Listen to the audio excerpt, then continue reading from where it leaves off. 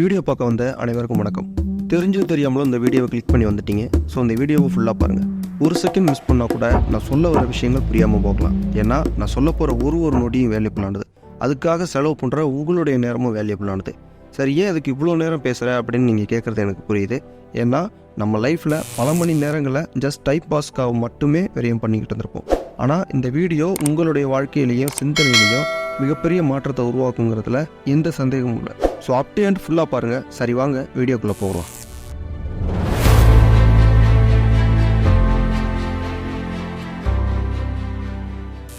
மனிதர்கள் அவங்களோட கடைசி காலகட்டத்தில் தான் வாழ்க்கைன்னா என்னங்கிறத புரிஞ்சுக்கிறாங்க.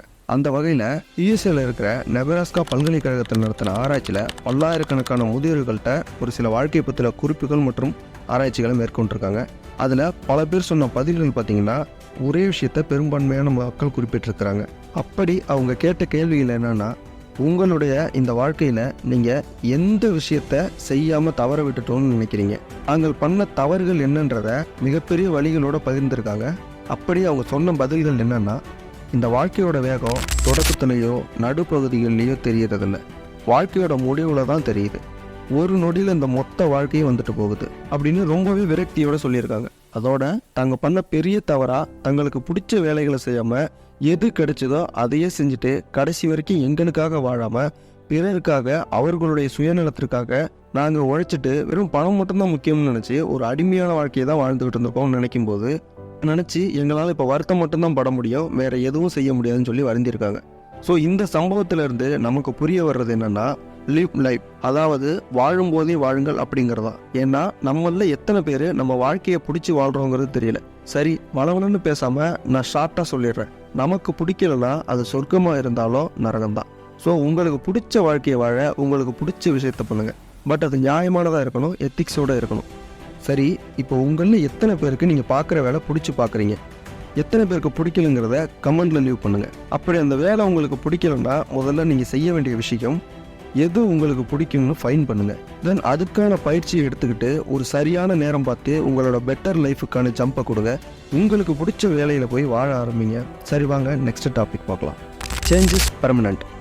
அதாவது கடந்த நூற்றாண்டுகளில் மனிதர்களோட வாழ்க்கை முறை மட்டும் இல்லை, அவங்களோட குணாதிசயங்களும் சிந்தனைகளும் செயல்களும் இப்படி எல்லாத்துலேயுமே மிகப்பெரிய மாற்றங்கள் எழுந்திருக்கு. இங்கே மாறாத ஒரு விஷயம் இருக்குன்னா அது மாற்றம் மட்டும்தான்.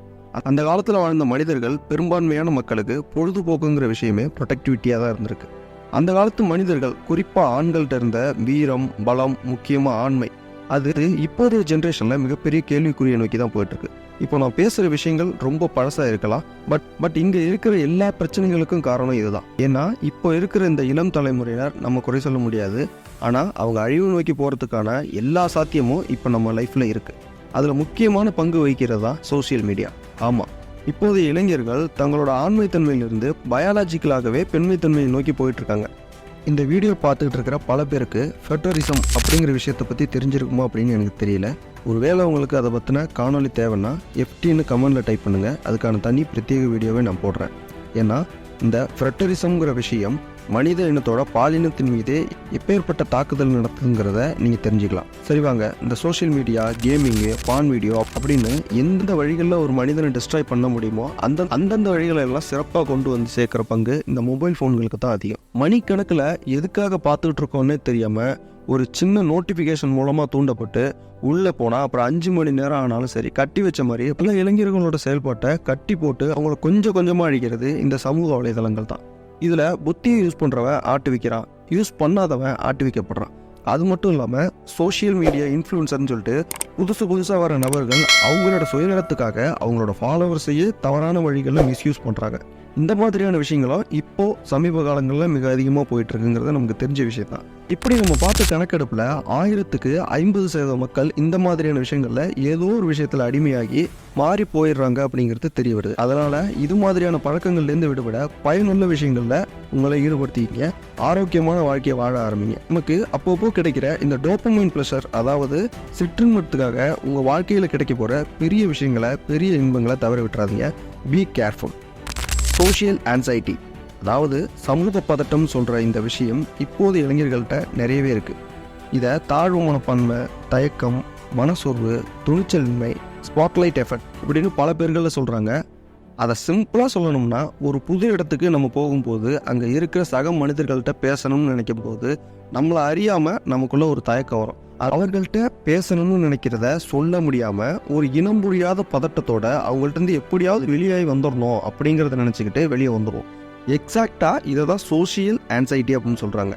இது எதனால் நமக்குள்ளே ஏற்படுது அப்படின்னு கேட்டால் அதுக்கு ஒரே விடை தான். நம்மளை பிறரோட தாழ்வாக மதிப்பிடுறது தான் இதுக்கான முக்கிய காரணம்.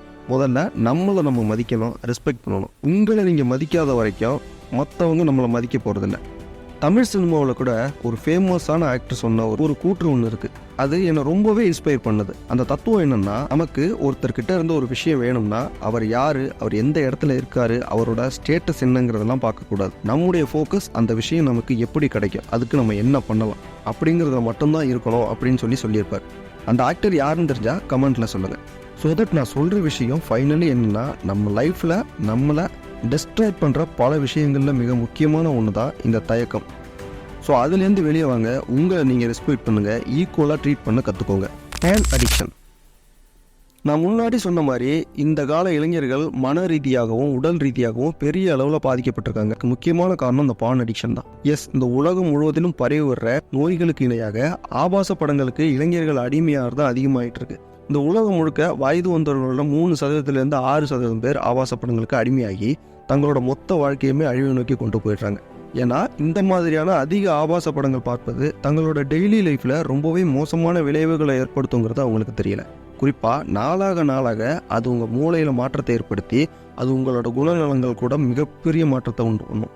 இந்த பான் அடிக்ஷன்லேருந்து மீண்டு வந்த உறவுமுறை குறித்த பயிற்சியாளர் ஜெயின் எவரெஸ்ட் பிரான்சிஸ் அப்படிங்கிறவர் தன்னோட பாலியல் சார்ந்த நிறைய ஆர்டிக்கலில் சொல்லியிருக்கிறாரு. அந்த வகையில் நீங்கள் அதிகப்படியான பான் மூவி பார்க்குறதால உங்களோட பாலியல் செயல்பாடுகள் வெகுவாகவே குறைஞ்சி போயிடும் அப்படின்னு சொல்கிறாரு. உங்கள் உடம்புல ஏற்படுற மனநிலை மாற்றங்களை கட்டுப்படுத்த ஒரு சில ஹார்மோன்கள் மூளையில் ப்ரொடியூஸ் ஆகுது. நீங்கள் அதிகமாக பான் மூவி பார்க்குறதால அது உங்களை உற்சாகப்படுத்த மற்றும் உணர்வின் உச்சத்தை உணர வைக்க டோபமைன்கிற ஹார்மோனை அதிகமாக சுரந்து நம்ம லைஃப்பில் உண்மையாகவே மகிழ்ச்சியான தருணங்களை உணரக்கூடிய விஷயங்களை கூட நமக்கு பெரிய ஈடுபாடு இல்லாத அளவுக்கு நம்மளை ஒரு சைக்கோ ஸ்டேட்டஸ்க்கு கொண்டு போகிறது தான் இந்த பான் அடிக்ஷன். இது உங்களோட குணநலத்தில் எப்படி மாற்றத்தை ஏற்படுத்துது அப்படிங்கிறத பார்ப்போம். இப்போது நம்ம பான் மூவி பார்க்கணும்னு ஒரு எண்ணம் தூண்டப்படும் போது அதை பார்க்க துவங்கிய ஆரம்ப ஸ்டேஜ்லேயே அதிக அளவில் டோபமைன் ப்ரொடியூஸ் ஆகி நம்ம உச்சகட்டத்தை அடைவோம். ஆனால் இது நாள் போக போக குறைய ஆரம்பிச்சிடும். அதனால் நம்ம நார்மலாக பார்க்குற வீடியோவை விட ஒரு சாட்டிஸ்ஃபேக்ஷன் இல்லாமல் அதிக ஆபாசமான வீடியோக்களை பார்க்க ஆரம்பிச்சிருவோம். அதாவது ஒரு மிருகத்தன்மையுடைய மனிதர்கள் போல் நம்மளை நாமே கேவலமாக உணரக்கூடிய அளவுக்கு மனநிலையை மாற்றி நம்முடைய மென்டல் ஹெல்த்துக்கு பெரிய சேலஞ்சஸாக கொடுத்தோம். ஸோ இதுக்கப்புறமா நடக்கிற விஷயம் என்னென்னா, பெண்கள் மீது அதிக எண்ணத்தை கொண்டவர்களாகவும் பாலியல் வன்முறைகளில் ஈடுபடக்கூடிய சமூக விரோதிகளாகவும் நம்மளை மாற்றி ஒரு மிகப்பெரிய கொடிய விஷத்தன்மை வாய்ந்த பாம்பு போல் நம்மளை மாற்றிடும் இந்த பான் அடிக்ஷன். ஸோ இதுலேருந்து விடுபட சிம்பிளாக ஷார்ட்டாக சொல்லணும்னா, நீங்கள் உங்களை எங்கேஜாக வச்சுங்க. உங்களுக்குன்னு ஒரு வேலையை பார்த்துக்கிட்டு மைண்ட் டிஸ்ட்ராக்ஷன் ஆகாமல் சமூக நல பழக்கங்களை செய்ய ஆரம்பிங்க. அதுதான் இந்த நாட்டுக்கும் வீட்டுக்கும் உங்களுக்கும் நல்லது. Get rich quickly. ஸோ இந்த டாப்பிக்கை நம்ம சேனலில் நிறைய பேசியாச்சு. அதாவது சீக்கிரம் பணக்கார ஆகிறதுக்கான படிநிலைகளை தெரிஞ்சு லைஃப்பில் நெக்ஸ்ட் லெவலுக்கு போகிறதுக்கான பல விஷயங்களும் நம்ம சேனலில் நம்ம ஷேர் பண்ணியிருக்கோம். ஸோ பணக்காரன் ஆகிறது எப்படி, கஷ்டப்படாமல் ஸ்மார்ட்டாக ஒர்க் பண்ணுறது எப்படிங்கிறத ஒரு முழு காணொலி இந்த வீடியோவோட எண்டு கார்டில் போடுறேன். கண்டிப்பாக அதை பாருங்கள். நம்ம சேனலில் ட்ரெண்டிங்காக போயிட்டுருக்கிற வீடியோ அந்த வீடியோ தான். ஸோ அந்த வீடியோவை கண்டிப்பாக போய் பாருங்கள். Don't miss it.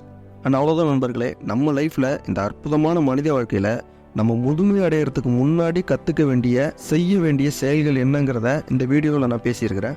ஸோ இந்த விஷயங்களை உங்கள் வாழ்க்கையிலே நீங்கள் இம்ப்ளிமெண்ட் பண்ணுவீங்கிற நம்பிக்கை எனக்கு இருக்குது. ஸோ இந்த வீடியோ பிடிச்சிருந்தா கமெண்ட்டில் ஒரு ஹார்ட்டை கொடுங்க. உங்கள் வாழ்க்கை வளமாக மாற என் மனமார்ந்த வாழ்த்துக்கள். Reset now. நன்றி.